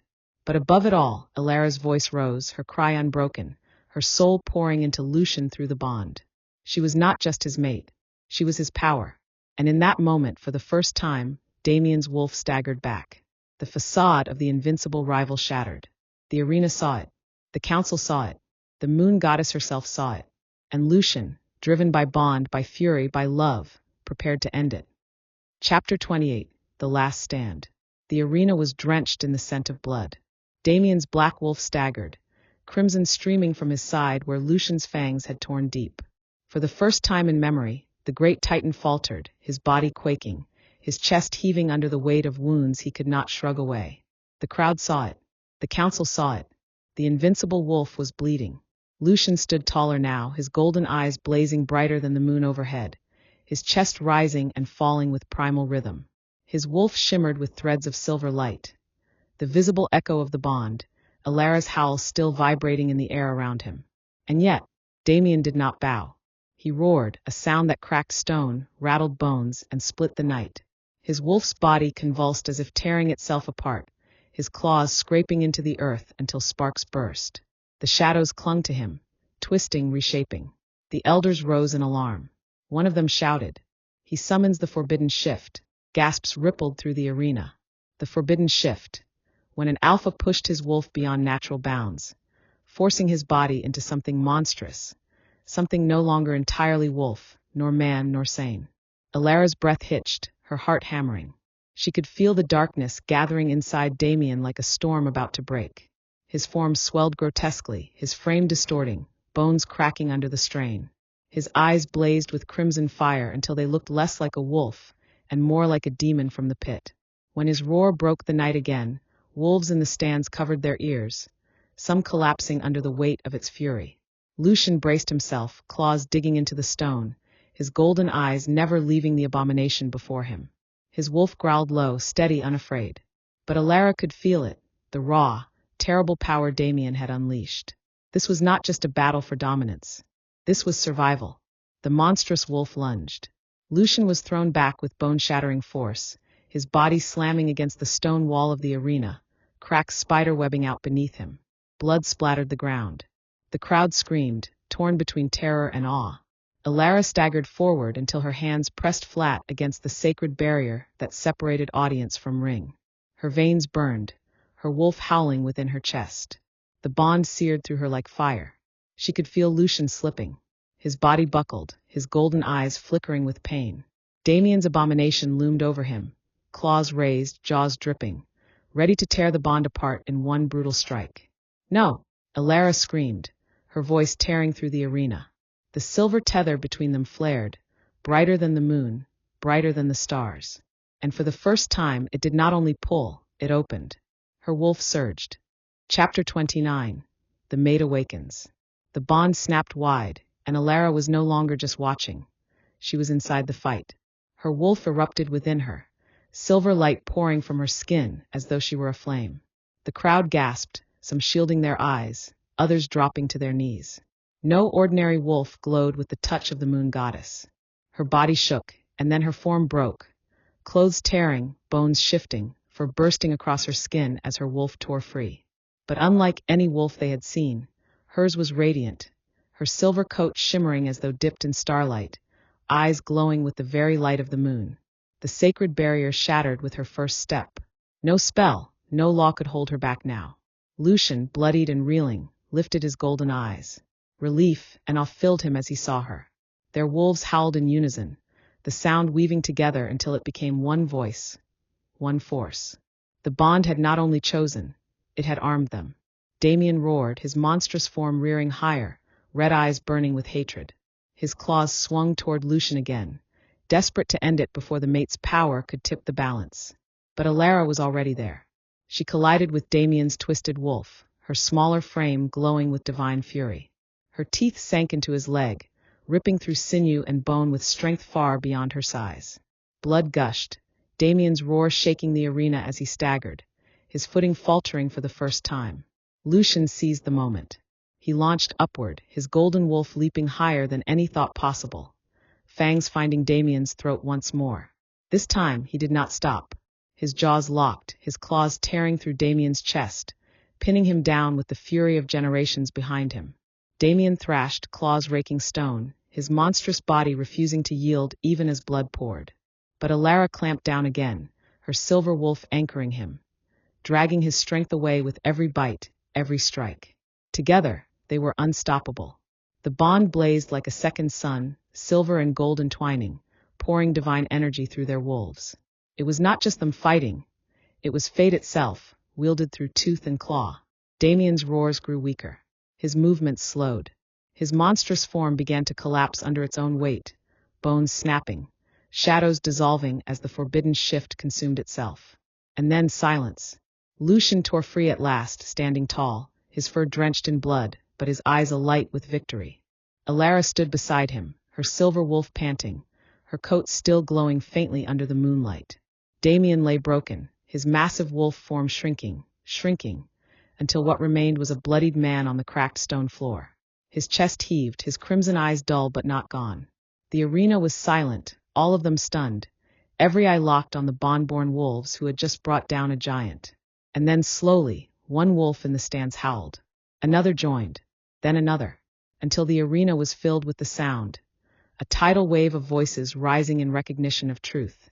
The bond had not only been revealed, it had triumphed, but Damian still breathed, and a wolf like him never dies quietly. Chapter 30. The Final Gambit. The arena quaked under the echoes of the victory howls, but the sound didn't reach Damian. He lay in the center of the ring, broken, blood seeping into the cracks of the stone. His once mighty chest rose and fell in jagged, shallow breaths, each one a battle against inevitability. His crimson eyes flickered with rage, hate, and something darker, a glint of cunning that refused to die even as his body failed him. Elara, still in her silver wolf form, stood protectively at Lucian's side. Her fur gleamed faintly with the bond's light, her body trembling from exhaustion yet alive with power. Lucian's golden wolf stood tall beside her, battered but resolute, his gaze fixed on Damian like a predator waiting for the final twitch before ending it. The elders rose, their staffs glowing faintly with judgment. Damian Blackthorne, one intoned, his voice echoing through the arena. The goddess has stripped you of her favor. Your crimes, your deceit, your challenge against truth, judgment falls upon you now. A hush fell. Wolves everywhere leaned in. They had seen blood. They had seen power. But to witness the council decree the fate of a once untouchable alpha, that was history. Damian coughed, a wet sound that splattered blood across his chin. And then he laughed, low, broken, but filled with venom. Judgment, his voice rasped, torn by pain yet sharp enough to cut through the silence. You think this ends with me on the floor? You think the goddess ties her leash around you and suddenly the world bows? His gaze snapped to Lucian, then to Elara, sharp enough to make her wolf bristle. You've only painted a target on your backs. Every house, every rival, every wolf who ever feared me will come for you now. And when they do, the goddess won't save you. She'll watch, just as she watched me burn for her silence. Lucian stepped forward, golden eyes burning, ready to end it. But Damian's lips twisted into something crueler than a snarl. Not yet, boy. You don't get to kill me. Not before I take something you'll never reclaim. His hand moved suddenly, faster than a dying man should have been able. From his torn coat, he ripped free a jagged blade, the steel of it dark, humming with unnatural energy. The crowd gasped. The council shouted in alarm. It was wolfsbane-forged steel, poisoned with something older, deadlier, forbidden. And Damian didn't aim for Lucian. He turned the blade toward Elara. Chapter 31. The Goddess's Choice. It happened in a blink. The blade caught the torchlight, black smoke hissing off it, and Damian drove it forward with the last of his monstrous strength. Elara's wolf snarled, her body moving instinctively, but the strike was too fast, too close. She felt the air tear as the blade descended. And then Lucian was there. His golden wolf lunged, shifting mid-leap, his body reforming into flesh and bone, arms catching the strike with bare, bleeding hands. The blade sank deep into his palm, piercing through until blood ran in rivers, sizzling as it met the steel's poison. He didn't flinch. He didn't falter. His golden eyes locked on Damian's, burning with something eternal. You will never touch her. With a roar that shook the arena, Lucian wrenched the blade from Damian's grasp and snapped it across his knee. The steel shattered, shrieking as if alive, its poisonous energy dispersing into smoke that curled and vanished into the night. Damian's eyes widened, not in fear of death, but in something worse. For the first time, he looked powerless. Lucian's fist closed around his throat, lifting him from the blood-soaked stone. His voice carried not just to Damian, but to every soul in the arena. You ruled through fear. You clawed your empire from lies. But fate does not bow to tyrants. It chooses. And tonight it chose us. He hurled Damian down, the impact cracking stone, silencing even Damian's bitter laughter. His chest heaved once more, then stilled, his crimson eyes finally dimming. The arena remained frozen. Then Elara stepped forward, still glowing faintly with silver light. She shifted back into her human form, her long dark hair spilling down her shoulders, her body trembling but her eyes unyielding. She knelt beside Lucian, her hands covering his bleeding palm, the bond blazing between them as if sealing the wound with light itself. The crowd gasped as the flesh knit slowly under her touch, the poison seared away by the goddess's favor. The elders raised their staffs once more. Their voices boomed in unison. Let it be known, the bond has triumphed. Damian Blackthorne's reign ends this night. Lucian and Elara, the goddess's chosen, rise as heirs not only to his house but to destiny itself. And then the howls began. Not of fear, not of confusion, but of allegiance. Wolves bowed, their heads dropping in unison, one after another until the arena became a sea of bent spines, a single voice rising through them all, acknowledgement of a new reign. Lucian stood, bloodied but unbroken. Elara rose with him, her silver eyes shining. Their fingers laced together, their bond blazing across the arena for all to see. For the first time, the future was not bound by Damian's shadow. But futures born of blood and power are never free of storms. And in the shadows beyond the arena, unseen by all, other eyes watched. Waiting, calculating. The bond had triumphed tonight, but the war for the throne had only just begun. Chapter 32. The Aftermath of Blood. The arena was a graveyard of echoes. The roar of wolves, the clash of power, the final, ragged snarl of Damian. All of it still clung to the air like smoke after a fire. Now silence reigned. The only sound was the heavy, uneven beat of hearts, the faint shuffle of paws against stone, and the low wind that threaded through the ancient pillars. Lucian stood in the center, his chest heaving, golden eyes still glowing faintly in the shadows of his wolf form. His muzzle was slick with blood, not all of it Damian's. The black wolf lay broken where he had fallen, massive body sprawled unnaturally, as if the earth itself had spat him out. Damian was dead, and yet victory did not taste like triumph. It tasted like ash. Elara could barely breathe.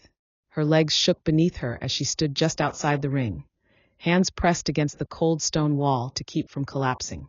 The silver threads of her bond with Lucian still burned visibly in the night air, flickering like dying embers, though they pulsed faintly with his heartbeat. Every time his chest rose and fell, she felt it within herself. He was alive, but he was hurt. Lucian. Her voice cracked when she said his name, barely audible, but the bond carried it straight into him. His head lifted, golden gaze seeking hers, locking on her as though she were the only thing keeping him tethered. For a moment, nothing else mattered. Not the gasping crowd. Not the elders whispering among themselves. Not the hushed tension hanging heavy over every wolf present. It was only them. And then the council's voice shattered it. The trial is ended, one of the elders announced, though his voice shook as if even he feared the words. By right of the bond and by strength of challenge, the goddess has chosen. Damian Blackthorne is fallen. His throne. He hesitated. All eyes shifted from Damian's corpse to Lucian's still shifting form, and then to Elara, whose glow still shimmered faintly under the moonlight. His throne passes to Lucian Blackthorne and his mate. The words thundered across the arena, undeniable, inescapable. But the silence that followed was not full of obedience. It was full of tension. Some wolves bowed immediately, dropping to their knees, their foreheads pressed against the ground in surrender. Others hesitated, their heads lowered but their eyes burning with something else. Fear, resentment, doubt, and a few, dangerously, did not bow at all. Elara noticed them instantly. Older males, hardened alphas from Damian's inner circle, their expressions twisted in disdain as they lingered on her. On Lucian. On the bond they could no longer deny, but clearly despised. The fragile unity of the arena was splintering even before Lucian shifted back. When he finally did, it was slow, painful. His wolf resisted the retreat, and when his human form emerged, he collapsed to his knees, sweat and blood streaking his bare skin. His breathing came in ragged gasps, his body trembling with exhaustion. Elara rushed to him. She didn't care who watched. Didn't care that half the arena still wavered between loyalty and rebellion. She slid to her knees beside him, cradling his face in her hands, wiping blood from his mouth. "You're hurt," she whispered, panic rising sharp in her throat. Lucian the wound. "It's nothing," he rasped, his voice raw. But when her hand pressed against his side, she felt it. Heat. Wrongness. A burn that wasn't just from claws. Her eyes snapped to the gash along his ribs. It wasn't closing the way it should. The poison from Damian's claws still lingered, slowing the bond's healing, threading deeper into his blood like venom. Her wolf howled within her, demanding she act, demanding she fix it. "Don't move," she ordered, pressing harder. "Elara." He coughed, blood staining his lips. But his hand found hers, clutching tight. "We can't show weakness. Not now. They're watching." She looked up, and he was right. The arena hadn't emptied. Every wolf still stood there, staring. Some with reverence, some with fear, some with open hatred. The elders' expressions were unreadable, their council masks unbroken, but she could feel the weight of their scrutiny. Lucian staggered, trying to rise. She caught him, holding his arm, half carrying him upright. Together, they faced the crowd. Lucian's voice carried, even broken as it was. "Damian is gone. His reign of terror dies with him. From this night forward, this house, this city, belongs not to fear, but to us." The words echoed. Some wolves bowed deeper, their voices rising in howls of acceptance. But others turned away, silent, leaving without lowering their heads. A dangerous fracture was being born right in front of them. Elara felt it in her bones. This was not victory. This was the beginning of a war. Later, when the arena finally emptied, the weight of silence pressed harder than any crowd's noise could. Elara guided Lucian out, his body heavy against hers. Each step a struggle. His skin was clammy, his breath shallow. She wanted to scream at him for pretending he was fine. She wanted to weep at the thought of losing him now, after everything. Instead, she whispered fiercely, "Don't you dare leave me. Not now. Not ever." His lips curved faintly, weakly, into something almost like a smile. "The bond won't let me." Her throat tightened. "Then fight. For me." His hand found hers again, and despite everything, the poison, the fracture, the fear, his grip was strong. "I will." But even as she dragged him toward Damian's estate, where healers waited, Elara knew the truth. Tonight, the arena had given them the throne. But tomorrow, the city would test if they could keep it. And somewhere in the shadows, she swore she felt it. The stir of wolves who did not bow, who would rather see their kingdom burn than belong to a new reign. The aftermath of blood was only the beginning. Chapter 33, The Throne of Shadows. The gates of Damian's estate groaned open with a sound like iron dragged across stone. The sprawling mansion loomed over the city like a predator watching its prey, every arch and tower carved in harsh, domineering lines. Black stone walls caught the faint light of torches, casting long, sharp shadows across the courtyard. This was no home. It was a fortress, a throne built not to protect, but to intimidate. And now it belonged to them. Elara's hand tightened around Lucian's arm as they crossed the threshold. His weight still leaned against her more than she liked. He had refused the healer's deeper care, too stubborn to let anyone but her see how weak he truly was. The poison from Damian's claws clung stubbornly in his blood. Though she pressed her energy through the bond to ease his pain, the wound resisted, as if Damian's malice had left a mark even death couldn't erase. But Lucian's eyes, those burning, golden eyes, never faltered. They burned brighter as the heavy doors shut behind them, sealing them inside Damian's kingdom. The foyer stretched vast and cold. Polished marble floors reflected the flickering torchlight, though the stone was cracked in places, stained with marks that no amount of cleaning could erase. Above, a chandelier of black iron hung low, its twisted design shaped like the talons of a beast, clutching shards of dim crystal. It smelled of old smoke, leather, and blood. Lucian stopped in the center of the hall, his voice low. He ruled through fear. Even here. Elara shivered. The house itself seemed to hum with Damian's presence, as if his shadow still clung to the walls, whispering in the cracks. She hated it instantly, but she also understood. If they were to lead, they would have to face the remnants of his reign. They couldn't turn away from this darkness. Then we'll change it, she whispered back, steady despite the dread curling in her stomach. We'll burn out his memory, brick by brick, until this place belongs to us. Lucian's jaw tightened. It won't be so easy. As if summoned, a figure emerged from the shadows near the staircase. One of the council elders, Darius, his long silver hair braided, his face lined with centuries of judgment. His eyes lingered on Lucian, then on Elara, his expression unreadable. The house is yours now, he said, voice clipped. But a throne is not kept by strength of arms alone. Damian's reach stretched far. His allies, his enemies, they will not vanish with his death. Elara's wolf bristled at the elder's tone, but she kept her head high. Then let them come. We'll face them together. Darius's eyes narrowed slightly, as if weighing her. You speak with certainty, but words are not enough. Many among the old guard will not bow to you. To them, you are no Luna, merely the girl Damian claimed, then lost. The words were meant to sting. Elara refused to flinch. To the goddess, I am mate to the alpha who defeated him. That is law enough. A flicker of surprise crossed Darius's face, but he said nothing more. With a slight bow, he melted back into the shadows, leaving them with his warning. Lucian exhaled slowly, his hand brushing hers. They'll test you. They'll test us, she corrected. He glanced at her then, his gaze softer despite the exhaustion in his frame. Yes, us. That night, they explored the mansion further, moving from hall to hall. Each room told a story of Damian's reign. The great hall, where he had feasted with his inner circle, its long table scarred with claw marks and knife cuts. The training yard, where the ground was still dark with old blood, the walls etched with tally marks, victories or executions, no one could say. And the study. It was there that Elara felt the true weight of what Damian had left behind. The room was lined with shelves of old tomes and ledgers, their spines cracked and faded. A massive oak desk dominated the center, its surface neat in a way that felt wrong. Too neat, as though someone had tried to erase what had been written there. Elara's instincts flared. She moved around the desk, her fingers trailing the wood until she found it, a false seam. With a sharp tug, a hidden drawer slid open. Inside were papers bound in black leather, and scrolls sealed with crimson wax. She pulled one free, heart pounding as she unrolled it.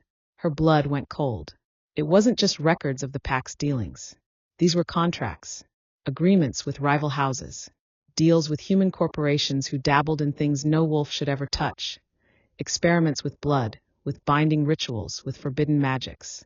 Damian had been building something bigger than anyone had realized. Lucian's face darkened as he scanned the documents beside her. His hand clenched into a fist. He wasn't just ruling. He was preparing for war. Elara's throat tightened. And if he had won tonight, that war would already have begun. Lucian said nothing, but the rage in his silence was louder than any words. Hours later, when the moon had climbed high above the mansion, Elara stood at one of the tall windows, staring out over the city. The lights below were scattered, restless. Wolves roamed the streets, uncertain whether to celebrate or to mourn. Behind her, Lucian sank into one of the armchairs, his body finally giving in to exhaustion. His wound still burned, the poison slow to fade. Yet even so, he watched her, eyes following her every move. "You hate it here," he said quietly. She turned to him. "I hate what it represents. What he built. And yet," his voice lowered, rougher now, "this is the throne. The house. If we mean to rule, we can't abandon it." She crossed the room, kneeling beside him, resting her hand on his chest over the wound. The bond pulsed faintly beneath her palm, tethering them, reminding her that as long as it beat, he was hers. "Then we don't abandon it," she whispered. "We cleanse it. We make it ours." For a long moment, he only stared at her, something unreadable flickering in his gaze. Then his hand came up, curling around hers. Together. Always together. But outside, far beyond the safety of Damian's walls, shadows stirred. Wolves whispered in the night, plotting. Some bowed to the new reign. Some waited for it to falter. And some sharpened their claws in secret, unwilling to surrender their loyalty to the dead Alpha's heir. The throne was theirs now, but it was not safe. Not yet. And Elara knew with a certainty that chilled her to the bone. Damian's shadow might be gone, but his legacy was only beginning to bear its fangs. Chapter 34. Fire and Vows. The council chamber was older than the mansion itself. Circular, carved from black stone and open to the sky above, it bore the scars of centuries. Scratches where wolves had bled in duels of honor, cracks from when storms had shaken the city to its core. Around the circle sat the elders, 13 in number, cloaked in robes as heavy as the weight of tradition. Their faces were carved masks of judgment, each one more severe than the last. Elara stood in the center of that circle, with Lucian just behind her. The torches hissed with restless flame, throwing their shadows high against the walls. She could feel the council's eyes digging into her skin, testing her, daring her to falter. Darius, the silver-haired elder who had confronted them the night before, rose to speak. His voice carried like steel dragged across stone. "Lucian Blackthorne," he said, "by blood, by victory, by the will of the goddess, you have claimed your uncle's throne. None can contest your right." A murmur of approval rippled through the chamber. But then Darius's gaze slid to Elara. The air shifted, sharper now. "But the girl," he continued, his tone dripping with disdain, "is another matter." Elara stiffened, though she forced her chin higher. She would not give them the satisfaction of flinching. "She was claimed by Damian," Darius went on. "A possession of the old Alpha. Taken, then discarded. And now she comes to us as mate to the new? How can we know this is not a curse upon the house? A stain upon its name?" Several of the other elders nodded, their eyes hard. Lucian's growl was immediate, low and feral. "Choose your words carefully." But Elara lifted a hand, stopping him. This was her fight. If she leaned on Lucian's power now, she would only prove their point. Slowly, she stepped forward, her voice steady as it rang across the chamber. "You question me because I was Damian's prisoner. Because he tried to chain me." Her gaze swept across the circle, meeting each elder's eyes in turn. "But tell me, did he succeed? Am I chained now?" Silence. "You fear I am weak," she pressed on, her wolf stirring beneath her skin, power flickering through her voice. "But it was I who stood in the arena beside Lucian. I who bled for him. I who bear the mark of the goddess's bond upon my soul. Weakness does not survive Damian Blackthorne. Yet I stand before you still." A ripple of energy pulsed from her, subtle yet undeniable. The bond's glow sparking faintly at her collarbone like silver fire. The torches flickered in response, as though the goddess herself acknowledged her words. One of the elders shifted uncomfortably. Another lowered their eyes. Elara's voice softened then, but the steel in it remained. "I am no curse. I am proof that Damian's reign has ended. Proof that the goddess chose differently. If you cannot see that—" She paused, letting the silence stretch. "Then perhaps it is not me you doubt, but her will." Gasps echoed through the chamber. Darius's face tightened, his hands clenching against his staff. For a long, tense moment the air held still. Then slowly he inclined his head. The goddess has spoken, he admitted, his voice reluctant but firm. And so it shall be. One by one, the other elders bowed their heads in acknowledgement. The chamber was silent but for the crackle of flames. Elara's heart thundered in her chest, but she did not let it show. She had stood her ground, and won. Lucian's hand brushed hers as they turned to leave, pride blazing in his eyes. Mine, his wolf whispered through the bond. Always mine. That night, the weight of the council's judgment still hung heavy between them, but it was not fear that filled the air. It was fire. Lucian's wound still ached, but it was nothing compared to the hunger that stirred now, deeper than flesh and bone. The bond pulled them together like two magnets drawn by the same unseen force. When the doors to their chamber shut, the mask of the alpha slipped. Lucian's hands found her hips, pulling her close, his breath ragged. You silenced them, he murmured against her skin, voice thick with reverence. You burned brighter than fire itself. Elara's fingers tangled in his hair, tugging his head back, so she could meet his golden eyes. I am yours, she whispered. Not because they said so. Not because of what Damian tried to take, but because the bond is ours. Because I choose you. His control shattered. Their lips met, fierce and consuming, their wolves howling in unison inside them. The bond surged like lightning, searing through every vein, every nerve. For the first time, they stopped fighting it, stopped holding back. Clothes tore. Skin met skin. The fire roared higher, their breaths mingling as though they were one. When Lucian sank his fangs lightly against her mark, Elara gasped as the bond ignited fully, flaring between them with the brilliance of 1,000 suns. It wasn't just passion. It was a vow, eternal, unbreakable.